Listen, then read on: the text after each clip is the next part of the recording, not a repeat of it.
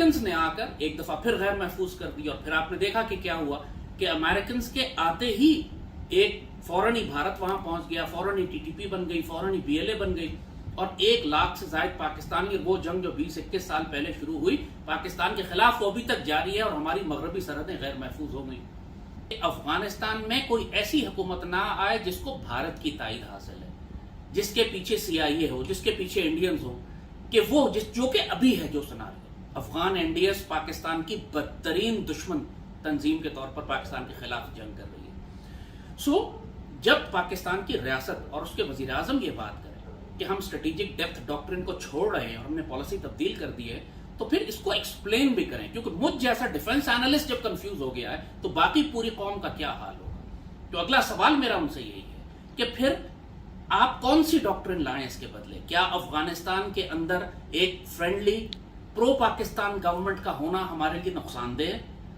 अगर आप, यही तो स्ट्रेटेजिक डेप्थ है कि हमारी पुष्ट महफूज हो गई, तो अफगानिस्तान में अगर काबुल हुकूमत जो इस वक्त बैठी हुई है, पहले कारजाई की और अब अशरफ गनी की, और अफगान एनडीएस और इंडिया और टीटीपी और बीएलए और दाइश, अगर आप इसको रखना चाहते हैं अफगानिस्तान के अंदर, तो फिर ये तो कोई डॉक्ट्रिन ना हुई, ये तो सुसाइडल डॉक्ट्रिन। तो काइंडली एक्सप्लेन करें हमें इसका क्या मतलब है। पाकिस्तान की सारी अफगान पॉलिसी इस वक्त फोकस कर रही है काबुल की हुकूमत को सपोर्ट करने पर, इससे बड़ी खुदकुशी और क्या हो सकती है? अफगान तालिबान एक रियल एंटिटी है, एक लेजिटिमेट एंट्री है, पहले भी उन्होंने ताकत के जोर पर काबुल कैप्चर किया था और दोबारा भी कर लेंगे। लेकिन यही बात जैसे मैं कर रहा हूं कि पाकिस्तान की जो स्ट्रेटेजिक कंफ्यूजन है, हम स्ट्रेटेजिक डेप्थ तो छोड़ें, वो इस वजह से हम इस वक्त सारी बातें कर रहे हैं कि स्ट्रेटेजिक कंफ्यूजन है पाकिस्तान की रियासत में, कि हम ये फैसला नहीं कर पा रहे कि पाकिस्तान के मफाद में क्या चीज बेहतर है। हर मुल्क अपने इंटरेस्ट को प्रोटेक्ट करता है, सिविल वॉर की फिक्र ना करें अफगानिस्तान में, वो आज भी हो रही है और हमेशा से होती रहेगी, पिछले 40 साल से हो रही है। इंपॉर्टेंट थिंग इज पाकिस्तान के मफाद में क्या है। हमारे मफाद में ये है कि स्ट्रेटेजिक डेप्थ डॉक्ट्रिन हमेशा से रिवाइव रखी जाए और पाकिस्तान की हलीफ, हिमायती और दोस्त हुकूमत अफगानिस्तान में हो जो हमारी पुष्ट महफूज कर सके। इसको कहते हैं स्ट्रेटेजिक डेप्थ, और ये कभी तब्दील नहीं हो सकता। अच्छा बेटी साहब, भारत अफगानिस्तान की सरजमीन पाकिस्तान के खिलाफ इस्तेमाल कर रहे हैं, जैसे कि जफर साहब ने भी खुलकर अपना तज्जिया दिया, आपने सुना। अब टीटीपी हो गया, बीएलए और जो दहशतगर्द दीगर तंजीमें हैं उनको फंडिंग भी कर रहे हैं।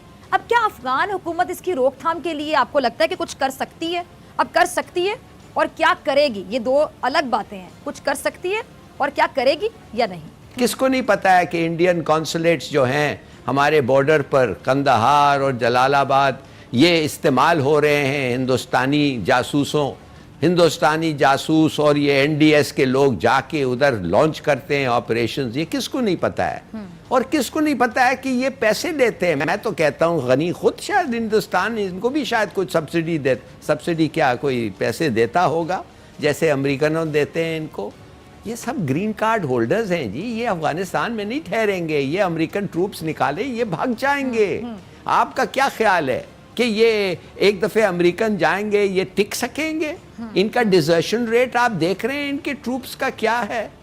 आप देख रहे हैं इन लोग $4 बिलियन अमेरिकन इनको दे रहा है हर साल इनकी फौज के लिए। वो कौन देगा? अगर अमेरिकन पैसे रोक दें तो आप समझते हैं वो मुफ्त लड़ेंगे इन कठपुतलियों के लिए?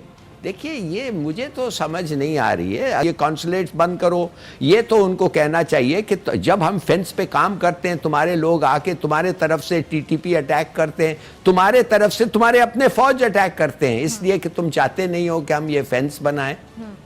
ये किस किस्म के लोग हैं ये अफगान? जितना उनके लिए हमने उनको पनाह दिया है, क्या क्या नहीं दिया है। ये जो भाग के आए थे 2-3 मिलियन लोग जो अभी तक इधर हैं, इनको तो हमने बिल्कुल पाकिस्तानियों की तरह ट्रीट किया है। आओ नौकरी करो, बसें चलाओ, जो मर्जी है करो, नेशनल हो तुम हमारे।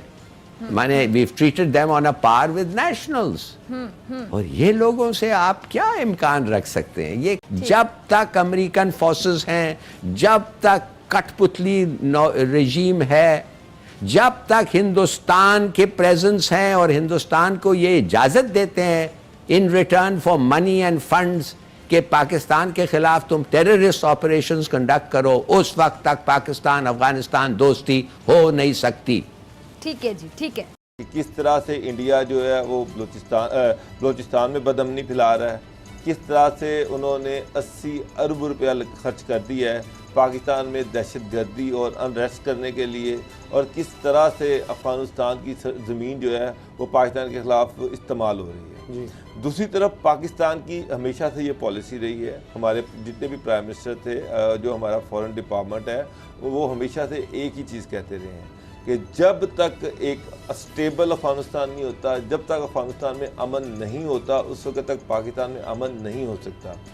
ایک اسٹیبل پرامن افغانستان ہی پاکستان کی سلامتی اور پاکستان میں جو دہشت گردی جو ہے ختم کرنے کے لیے بہت ضروری ہے۔ تو پاکستان ہمیشہ سے اس چیز کا خواہاں رہا ہے کہ افغانستان جو ہے اس کی وہاں پر دہشت گردی ختم ہو جائے، وہاں پر امن ہو اور ٹریڈ ہو، اور پاکستان جو ہے وہ افغانستان کے ذریعے سے سینٹرل ایشیا میں بھی جا کے۔ پہلی بات تو یہ ہے کہ جس طرح کھلل صاحب نے کہا کہ جو افغانستان کی سرزمین جو ہے وہ پاکستان کے خلاف استعمال ہو رہی ہے، جس طرح سے کابل، قندھار اور جتنے بھی بارڈر ایریا پہ انڈین قونصل خانے جو ہیں وہ پاکستان میں دہشت گردی کروا رہے ہیں، پاکستان میں دہشت گرد بھیج رہے ہیں، اور جس طرح سے وہ مختلف جو دہشت گرد جماعتیں ہیں ان کے ساتھ کانٹیکٹ میں ہیں، ان کو پیسہ دے رہے ہیں۔ ہیلو فرینڈز، اپنا ہندوستان نیوز میں آپ کا سواگت ہے۔ پاکستان کی ISI اور وہاں کی سرکار اس سمے بہت بڑی دویدھا میں پھنسی ہوئی ہے۔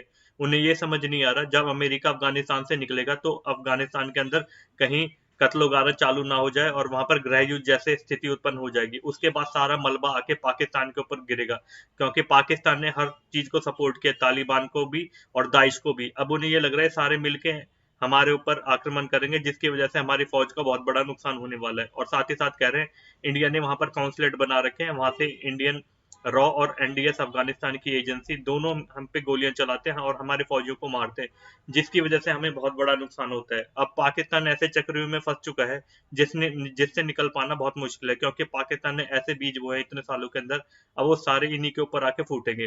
اس سے پتا چلتا ہے پاکستان نے کتنا گندا گیم کھیلا تھا، اور سارا کچھ اب پاکستان کے اوپر ہی ملبہ کے گرے گا۔